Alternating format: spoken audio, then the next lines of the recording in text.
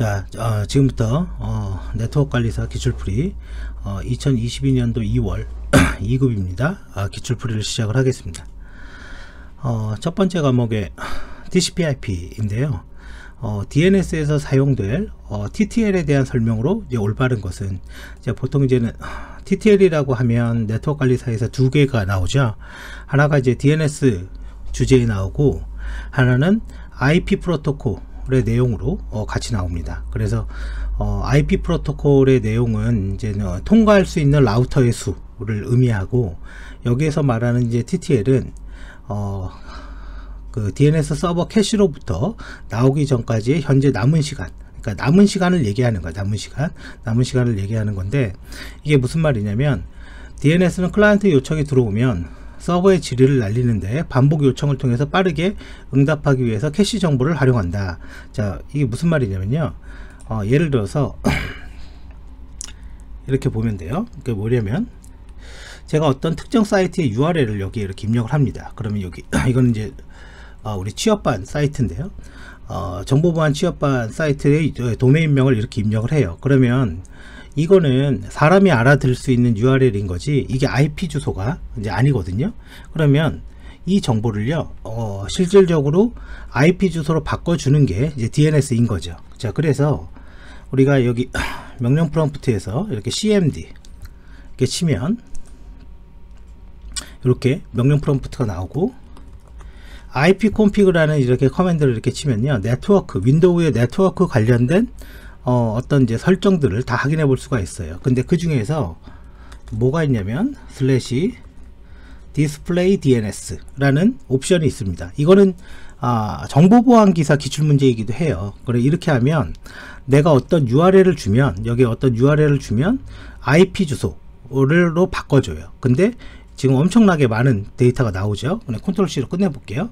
그러면 여기 IP를 준다 이거죠. 그러면 여기에 내가 갔던 사이트의 URL이 등록되어 있고, 그거를 메모리에서 컴퓨터 메모리에서 빠르게 이제 응답을 해주는 거예요. 그럼 이게 TTL이라고 이렇게 나와 있죠, 그죠? 예, 이렇게 나와 있습니다. 자, 그래서 기본적으로 요 DNS 캐시에서 찾아서 IP 주소를 주고, 만약에 여기에 이제 그런 게 없어, 그럴 수가 있잖아요. 여기에 등록이 안 돼요. 그러면 DNS 서버로 가는데, 예를 들어서 그게 이제 ls 룩업입니다. 룩업 .kisa.or.kr 이렇게 영문 이름을 이렇게 준단 말이에요. 그러면 엔터를 딱 치면 여기 보면 실제 이 키사에 대한 그죠 IP 주소를 이렇게 할당을 해줍니다. 그러면 이런 것들을 이제 만약에 요 메모리에 없어서 외부로 나가면 DNS 쿼리가 이제 외부로 나가는 거고, 그거를 반복적 질의를 한다라는 뜻이에요. 자, 그러면 다시 문제로, DNS는 이해했으니까 문제로 넘어가 볼게요. 자, DNS는 클라이언트 요청이 오면, 지금 여기에 클라이언트 요청이라는 게 제가 지금 뭐 bo안팀.com 뭐 이렇게 쳤다 이거죠. 그 요청을 질이라고 합니다. 질의를 날리는데 반복 요청에 대해서 빠르게 응답하기 위해서 캐싱 정보를 확인한다. 즉, 내가 어떤 요청을 하면 내 메모리에 어떤 캐시가 있고, 캐시가 이제 요거죠. 요거가 있고, 여기에 있으면 이렇게 해서 응답을 바로 하고 끝내는 거고, 만약에 이 캐시 정보에 만약에 없어요, 그죠? 이 DNS 그 URL에 대한 게, 그러면 이제 외부 DNS로 나갑니다. 외부 DNS. 그럼 이제 외부 DNS 중에 대표적인 게 구글 DNS예요. 그게 IP가 8.8.8입니다. 8.8.8.8. 물론 이제 이 8.8.8은 이제 네트워크 관리사 시험하고는 관련이 없습니다. 그러면 이제 외부로 이렇게 쿼리를 날려요. 그리고 나서 얘한테 응답을 받아서 주는 걸 얘기해요. 이게 DNS의 동작 방식인 거고, TTL은 요 캐시에서 읽어오는 거, 그거를 얘기한다 이거죠. 자, 그리고 자, 두 번째 보죠. IP 버전 4의 클래스 중에 멀티캐스트, 여기 이제 멀티캐스트라는 게 있죠. 멀티캐스트는 뭡니까?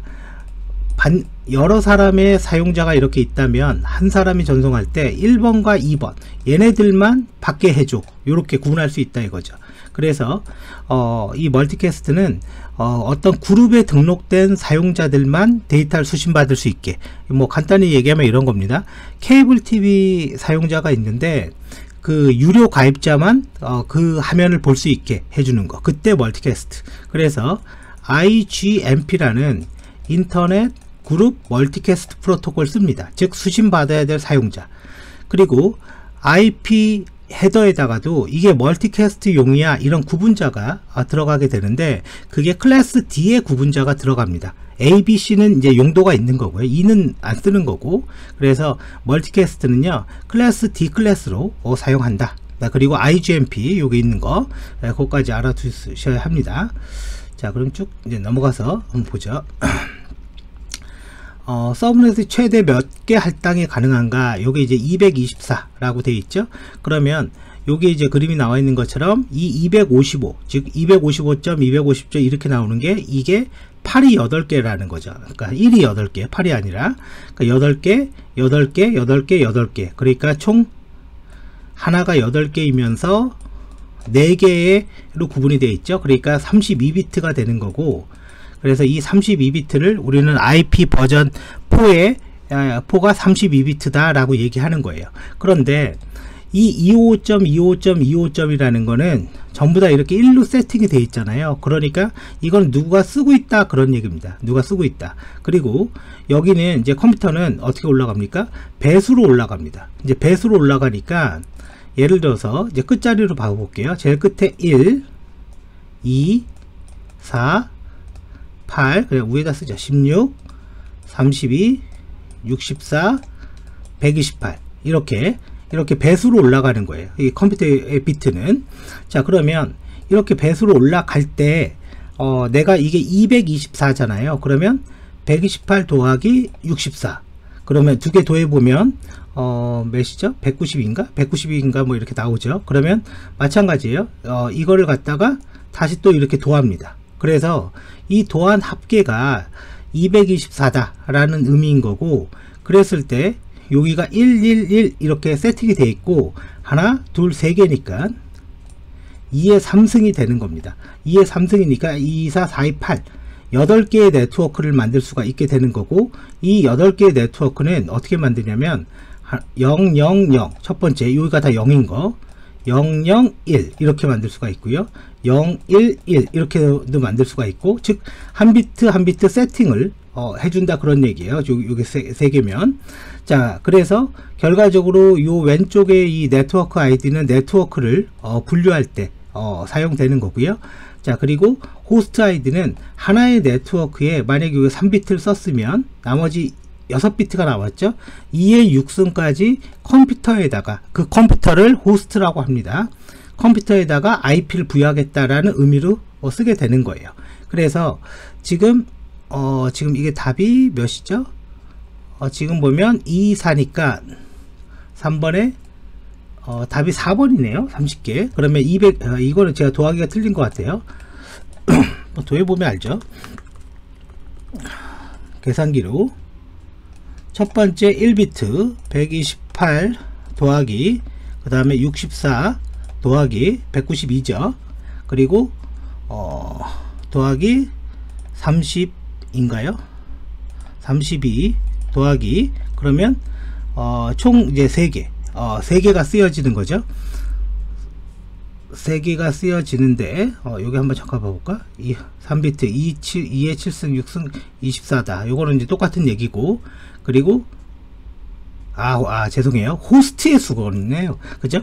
네트워크는 2의 3승인데 이제 나머지는 요게 이제 남은 거잖아요. 6개. 그죠? 6개가 남은 거니까 2의 6승. 그죠? 2의 6승만큼 컴퓨터에다가 IP를 부여할 수 있다. 그래서 답이 4번이 되는 거죠. 4번이.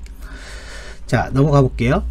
링크 스테이트 알고리즘을 이용해서 서버에게 자신의 현재 상태를 알려주며, 자, 일단 링크 스테이트 알고리즘을 쓴다 라고 그랬잖아요. 그러면 일단 기본적으로 무조건 얘입니다. OCSP. 자, 무슨 말이냐면 요거 이렇게 생각하면 돼요. 우리가 자동차에 내비게이션이 있습니다. 이 내비게이션이요, 한번 경로를 지정하고 그 길로만 안내하는 내비게이션이 있어요. 이거 아주 옛날 거죠. 옛날 거는 그렇게 하고, 지금 우리가 쓰는 건 티맵 서비스죠. 티맵 서비스.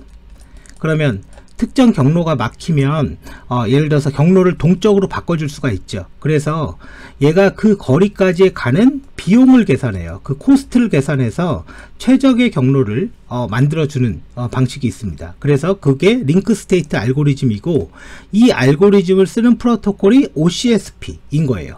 그러면 링크 스테이트가 아닌 옛날 내비게이션의 형태를 쓰는 놈은 뭐가 있냐? 그걸 이제 거리 기반 디센트 벡터죠. 거리 기반 라우팅 알고리즘들이 있는데, 그 이제 밑에 있는 것들입니다. 그리고 IS 이런 것도 거리 기반 알고리즘인 거고요. 그 다음에 RIP, 가장 대표적인 게 RIP죠. 이건 시험에 많이 나와요. 이거는 거리 기반. 그래서 내가 어떤 목적지를 갈 때 그 자동차에 교차로의 수가 많으면 좀 느리게 갈 거 아니에요. 왜냐면 교차로의 수가 많으면 신호등이 있으니까. 마찬가지입니다. 네트워크의 교차로는 뭐냐면 라우터가 되는 거예요.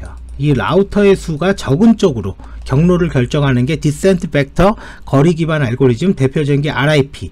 비용을 계산해서 경로를 결정하는 게 OSPF라고 부르는 거죠. 이거 시험에 뭐 엄청 나오는 거죠. IP 헤더에 포함되지 않는 필드는 뭐냐? 자, EC라고 얘기하는 거는, 요거는 TCP 헤더에 있는 거고요. TCP 헤더 중에서 구분자입니다. 그래서 응답, 그러니까 데이터를 주고받을 때 나 응답 메시지 해야 되는 구분자, 명령어다 그런 얘기고, 첫 번째 버전, 그 다음에 체크썸은 헤더의 무결성 검사, 이름 자체 봐보세요. 헤더 체크썸이지 그냥 체크썸이 아닙니다.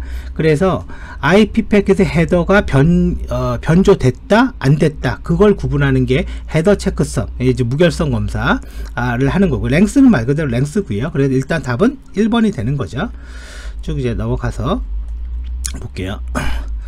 자, IP 패킷은 네트워크의 유형에 따라서 전송량에 있어 차이가 나기 때문에 적당한 크기로 분할하게 된다. 이때 기준은 뭐냐? 이제 MTU입니다. 자, 이건 무슨 말이냐면, 내가 어떤 데이터를 보내는데, 뭐 예를 들어서 3000바이트 패킷을 만들었어요. 이 프로그램이 만든 거죠. 이거를 데이터를 샌드를 합니다. 근데 한 번에 통과할 수 있는 최대 크기가 있는 거예요. 그게 바로 MTU입니다. MTU가 있고, 이 MTU가 예를 들어서 기본값이 1500이에요. 1500입니다. 그러면 이 3000바이트는 여기를 지나갈 수가 없어요. 그러려면 얘네들이 지나가게 하려면요, 할 수 있는 방법은 분할을 해야 되는데, 이렇게 잘라야 됩니다. 그러면 이렇게 자를 때 1500개 해서 2개를 만들어서 지나갈 수 있을 것처럼 보이지만 사실은 3개로 잘려져요. 이렇게. 왜 그러냐? 첫 번째 패킷은 IP 헤더가 붙어 있어요. 두 번째, 세 번째 패킷은 이게 안 붙어 있단 말이에요. 그러니까 20바이트 헤더 2개가 더 필요합니다. 그래서 3000바이트를 둘로 1500을 기준으로 나눌 때 그 2개가 아니라 3개가 되는 거고, 그게 MTU인 거고요. 그러면 MTU는, 이건 이제 리눅스인데, 리눅스에서 if config 이렇게 치면요, 네트워크 정보를 우리가 볼 수 있는데, 네트워크 인터페이스의 이름, 그냥 랜카드의 이름이다, 이렇게 생각하면 돼요. 이렇게 나와 있고, 여기 MTU 사이즈가 1500으로 되어 있는 거죠. 이게 기본 값입니다. 자, 그래서 라우터를 통과할 때 이거 1500입니다. 이거 1500바이트로 설정되어 있다. 이거 150이 아니에요.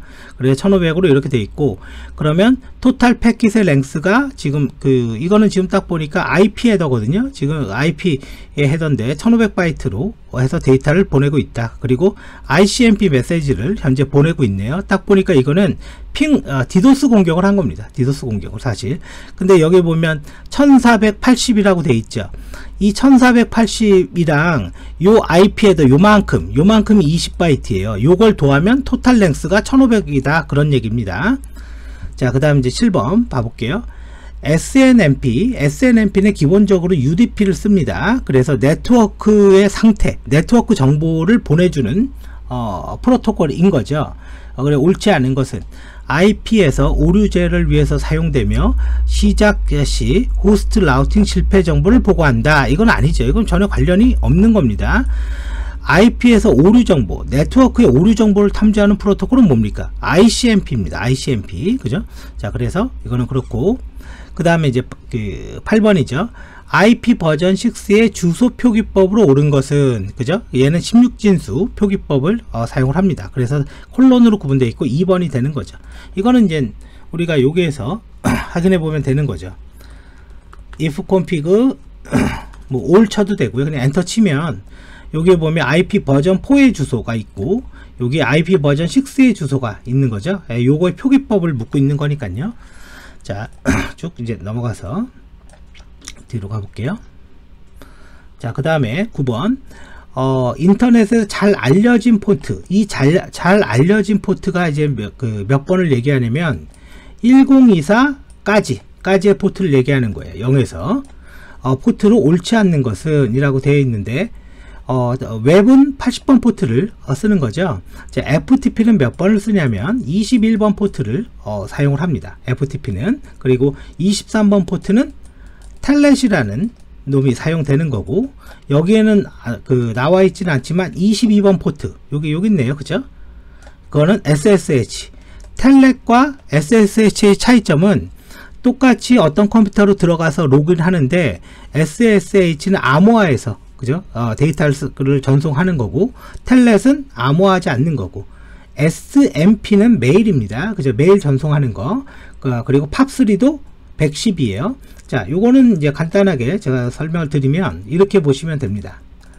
내가 여기는 뭐냐면 네이버의 웹브라우저예요. 그래서 내 메일함에 들어갔어요. 그러면 내가 여기서 메일 쓰기를 합니다. 그러면 이걸 누구한테 보내요? 네이버에다가 보내요. 그러면 그 이름이 뭐냐면 mail.naver.com입니다. 그러니까 여러분들 네이버 URL 잘 봐보세요. mail.naver.com이라는 게 있어요. 그러면 내가 gmail로 보낼 거야. 그럼 이 mail.naver.com이 gmail에다가 데이터를 보내줘야 되죠. 이때 쓰는 프로토콜이 SMTP가 되는 거고, 그럼 gmail은요 smtp.gmail.com입니다. 그러면 smtp.gmail.com 서버에 내가 보낸 메일이 이쪽으로 온 거예요. 그러면 메일 수신자가 이 gmail에 들어가서 내 메일을 읽어와야 돼요. 그러면 내가 보낸 메일을 여기 어디인가 저장하고 있거든요. 그거를 메일박스, m박스라고 합니다. 그 m박스에서 데이터를 읽어올 때 사용하는 프로토콜이 팝이에요. 팝과 IMAP이 있어요. 팝은 110번 포트를 쓴다. 이런 얘기를 하고 있는 거죠. 자, 그래서 보면 우리가 지금 여기서 보면요, 지금 요 내용도 지금 리눅스인데 서비스 SSH 스타트 이런 식으로 원격 접속 프로그램을 실행해 줄 수 있어요. 그리고 네트워크의 상태를 보기 위해서 넷스테이트 커맨드를 치면요, 지금 22번 포트가 리슨이고 SSH를 쓰고 있는 걸 알 수가 있습니다. 그러면 내가 이런 서비스들, SSH나 텔넷의 서비스들은요, 이제 기본적으로 뭘 하는 거냐면 원격으로 연결을 하는 겁니다. 그러면 내가 PuTTY라는 공개 소프트웨어가 있습니다. PuTTY라는 프로그램을 써서 SSH로 연결하겠다. 22번 포트로. 그러면 여기 나온 것처럼 이렇게 로그인 에이지가 나오고 루트에 1, 2, 3, 4. 그러면 해당 컴퓨터로 이렇게 들어올 수가 있는 거죠. 이게 이제는 저거죠. SSH. 여기에서 요 창과 요 리눅스 간에 데이터를 암호화하지 않으면 텔넷, 암호화하면 SSH가 되는 거고, 또 FTP도 마찬가지입니다. FTP를 보면, 자, FTP가 아마 제가 있을 겁니다. 요게. 자, 요게 지금 제가 이제 FTP 서버가 하나 있는데, 요걸 이제 FTP를 이렇게 스타트 해 보면요, 여기 어드민에서, 이거는 이제 인터넷상에 있는 XAMPP라는 프로그램을 다운로드 받은 거예요. 그러면 이렇게 기다리고 있어요. 참고적으로 FTP는요, 포트를 2개를 씁니다. 2개를 사용하고, 지금 보면 림베스트라는 유저가 있거든요. 자, 그러면 자, FTP 10.0.2.2. 자, 그러면 림베스트에 제가 패스워드를 뭐로 넣었는지를 모르겠는데요. 맞을래나? 맞았나 보네요. 그죠? 아닌가 보다. not logged 이렇게 지금 지금 이제 패스워드가 틀렸다 이렇게 나오는 거죠, 여기에서. 그래서 이제 이게 이제 패스워드가 맞으면 여기에 들어가서 파일을 다운로드 받거나, 그죠, 파일을 업로드 하거나 이렇게 할 수 있는 게 FTP가 되는 겁니다. 자, 이제 계속 가서요. 10번 다음 보기, 그죠? 보기의 프로토콜 중에서 지문에 제시된 내용과 같은 일을 수행하는 것은 뭐냐라고 되어 있어요. 인터넷에 접속한 호스트들은 인터넷 주소에 의해서 식별되지만 실질적으로 물리적인 네트워크 주소, 이게 이제 뭡니까? 맥 주소죠. 이 맥 주소라는 말은 그 네트워크 관리사에도 자주 나옵니다. 그 중에 하나가 맥 주소는 48비트의 길이를 쓴다. 그래서 상위 24비트는 제조사, 하위는 제조사별 일렬번호, 이렇게 되어 있어요. 그리고 이거 보안기사 기출문제이기도 해요. 자, 그리고 얻어야 되는데, 이때 IP 주소를 이용해서 맥 주소를 얻는 프로토콜이 뭐냐, 이게 이제 ARP 프로토콜이 되는 거죠. 자, 그래서 우리가 쓰는 컴퓨터에는요, ARP-A 이렇게 치면 요 IP 주소에 대한 물리적 주소가 이렇게 나옵니다. 그러면 요걸 가지고 인접하고 있는 컴퓨터랑 통신을 하게 되는 거죠. 이게 맥 주소인 거죠. 그래, 이걸 읽어오는 프로토콜은 ARP가 되는 거고, 반대로 맥 주소를 가지고 IP 주소를 얻어오는 거는 RARP 프로토콜이 됩니다. 그리고 RIP는 얘기 드렸죠. 그리고 DHCP 뭡니까? 동적으로 IP 주소 할당하는 프로토콜. 그죠? 우리 집에서 컴퓨터 쓸 때 여기 나와 있는 것처럼, 뭐 아까 한 것처럼 if config 이렇게 치면 이렇게 IP 주소 나오잖아요. 이 IP 주소를 동적으로 받아옵니다. 그래서 그게 DHCP가 되는 거죠. 저 이제 넘어가요. 자, TCP 패킷의 플래그 중 연결이 정상적으로 끝남을 나타내는 거는 뭐냐라고 되어 있어요. 연결이 정상적으로 끝난다. 자, 에크라고 얘기하는 거는, 자, 에크라는 거는 그냥 응답이에요. 응답을 얘기하는 거고, UGR은 거의 안 써요. 사실은 긴급 뭐 메시지 이런 거고, RST는 재연결하자, 그런 얘기입니다. 다시 연결하자, 리셋. P는 연결 종료하자를 나타내는 겁니다. 그래서 이런 것들을 우리는 뭐라고 그러냐면 컨트롤 플래그라고 이야기를 합니다. 그래서 연결을 끝내는 건 핀이 되겠죠. 자, ICMP의 타입 번호에 대한 설명으로 옳은 것은 이렇게 되어 있는데, 자, 옳지 않은 것은 0번 에코 리퀘스트다. 이제 이게 뭐냐면 우리가 이제 핑을 때리는 거거든요. 핑 ki사.or.kr 이런 식으로. 자, 그러면 이제 얘가 어떻게 되냐면 현재 지금 제 컴퓨터가 요 IP로 그죠? 핑을 때린 거예요. 그래서 한번 데이터를 주고 받았는데 32바이트의 데이터를 주고 받았는데 시간이 이렇게 걸렸다. 이런 얘기고, TTL52는 통과한 라우터의 수를 얘기하는 겁니다. 아까 DNS랑 달라요. 그러면 이거를 핑을 요청하고 응답받는 거.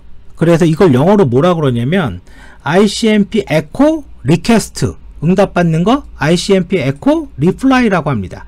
그때 request가 8번이에요. 8번. 0번은 reply입니다. reply. 응답이에요. 응답.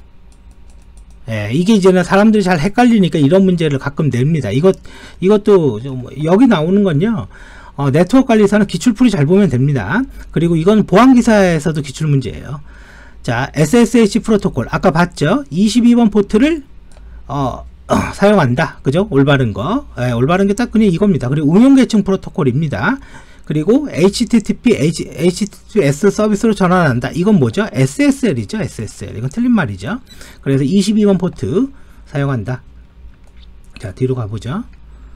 자, DNS 서비스의 레코드는 형태를 나타내는 거예요. 무슨 말이냐면 내가 예를 들어서 레코드라는 말을 이제 가끔 이제 잘 모를 때가 있는데, NS 룩업이라고 아까 봤죠?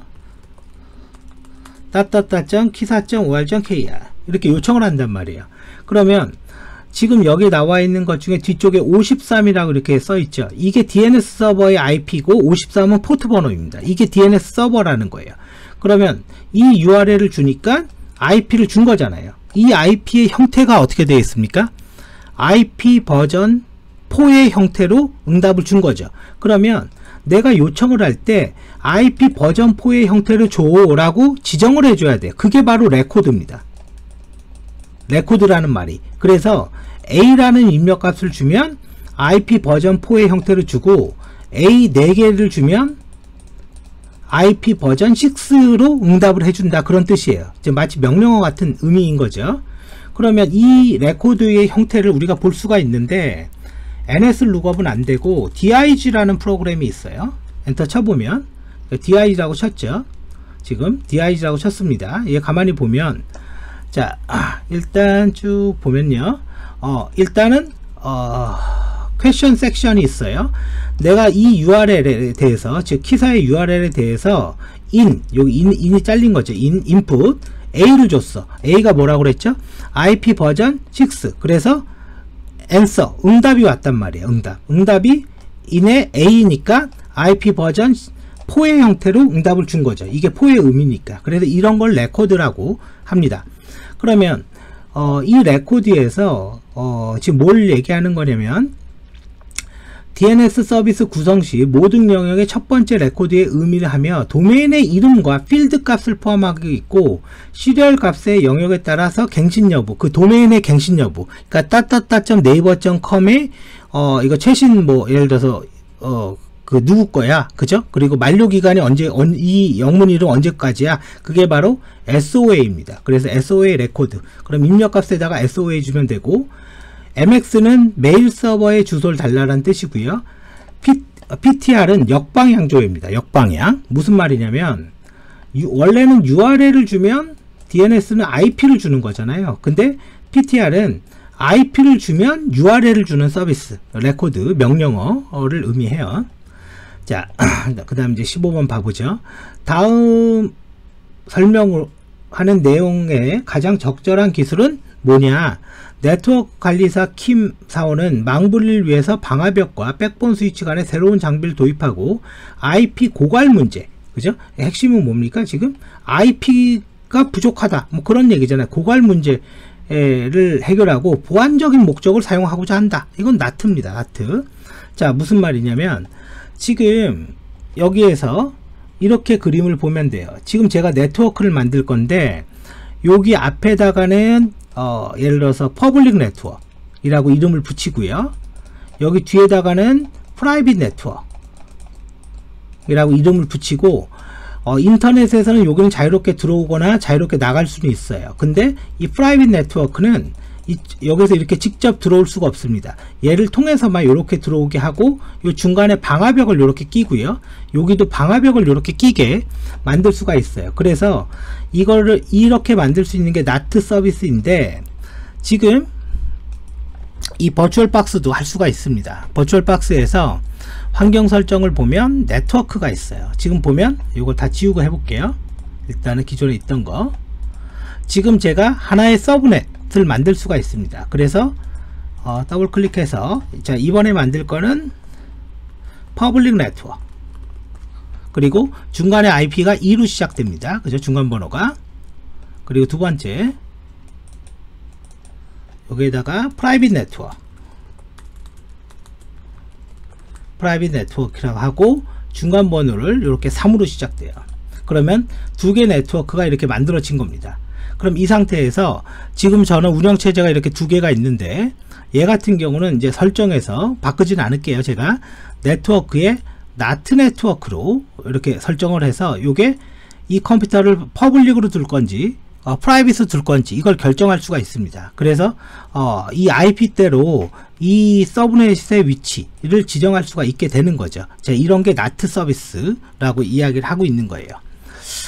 자, 마찬가지입니다. 뭐 이런 것도 있고요, 또 이런 것도 있어요. 이 나트의 의미는, 여기 보면 저같이 보면 지금 저는 집의 컴퓨터인데 아파치라는 웹서버가 하나 있죠. 이렇게 스타트를 해볼게요. 그러면 이제 웹서버가 80번이 떴습니다. 그리고 MySQL, MyDB도 띄워볼게요. 띄웠어요. 근데 지금 제 컴퓨터에 IP가 있는데, 지금 제 컴퓨터의 IP는 공인 IP가 아닙니다. IP config 이렇게 쳐보면 지금 IP 봐보세요. 지금 192점, 지금 와이파이거든요. 이 와이파이에 192.168.0.12에요 이런 IP는 존재하지 않아요. 그러니까 이거는 인터넷상의 연결이 안 됩니다. 그래서 제가 여기에다가 어떻게 치냐면, 공인 IP 라고 이렇게 쳐볼게요. 지금 제 PC의 공인 IP는 이겁니다.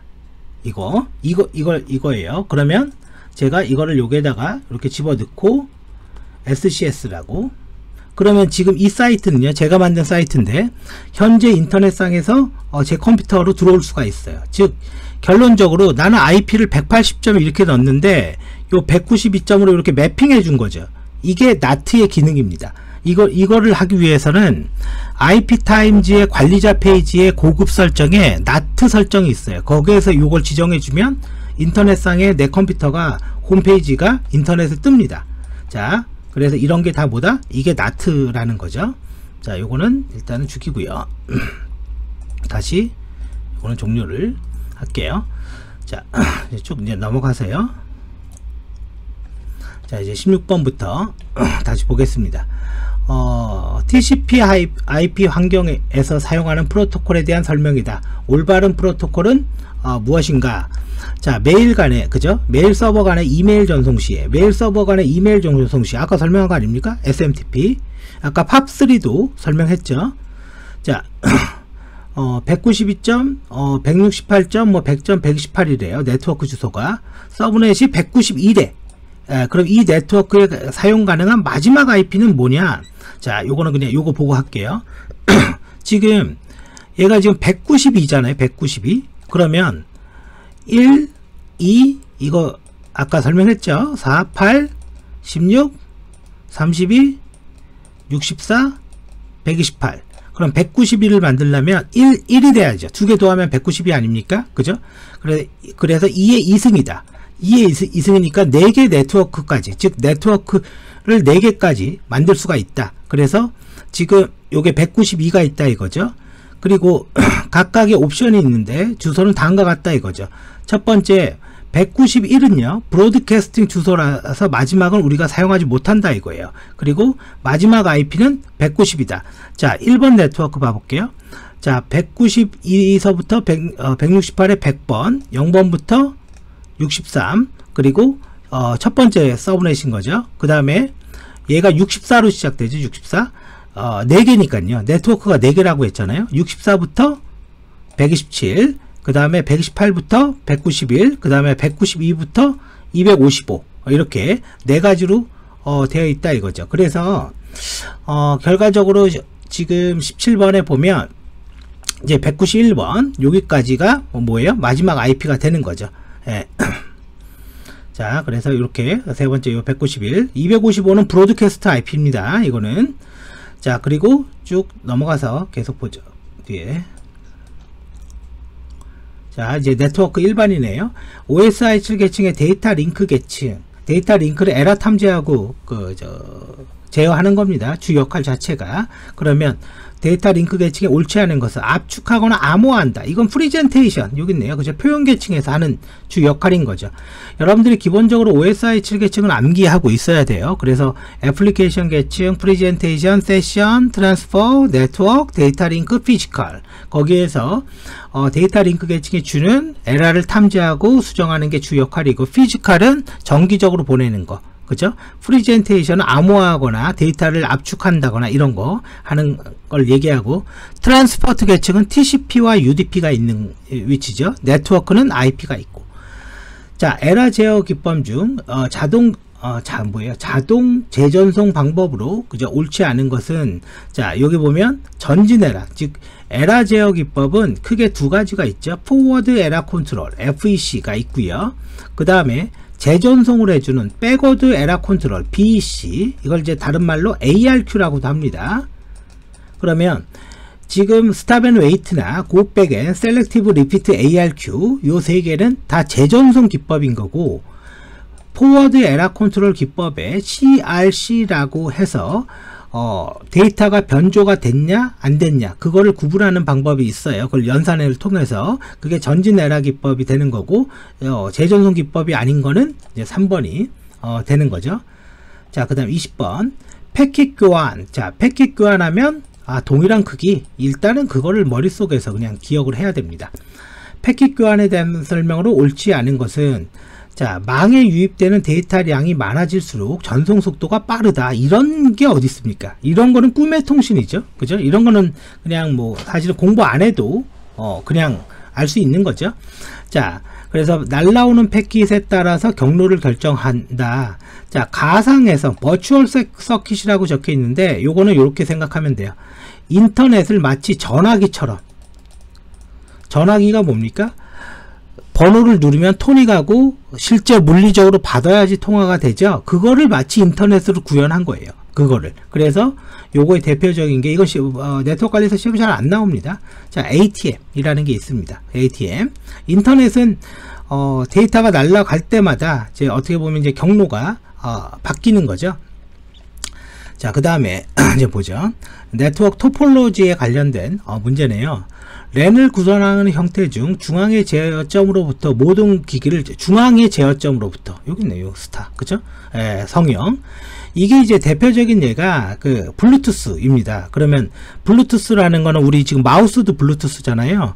그러니까 중앙의 제어기가 하나 있고 얘를 통해서 이렇게 통신하는 거예요. 근데 이제 마우스 같은 경우는 이렇게만 하는 거죠. 이렇게 딱 이렇게. 그죠? 그래서 이렇게 스타형 구조로 되어 있는 걸 얘기하는 거죠. 점대점 방식이 되어 있다. 그러니까 얘 죽으면 다 통신 안 되게 되겠죠.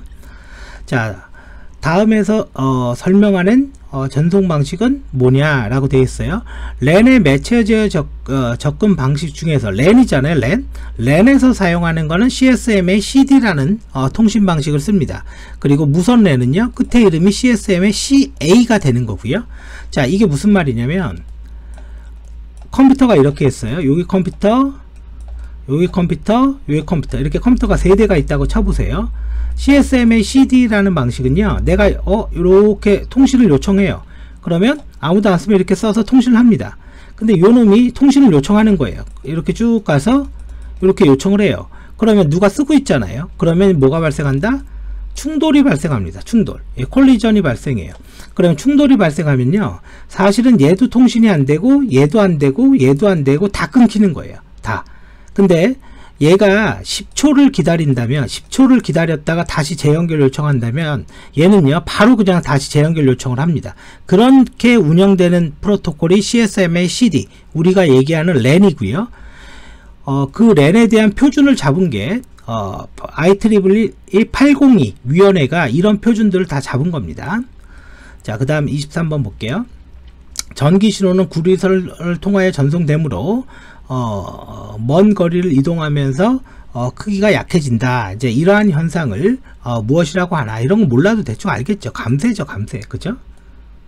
네, 이런 거는 뭐 굳이 뭐 저런 건 설명할 필요가 없는 거죠.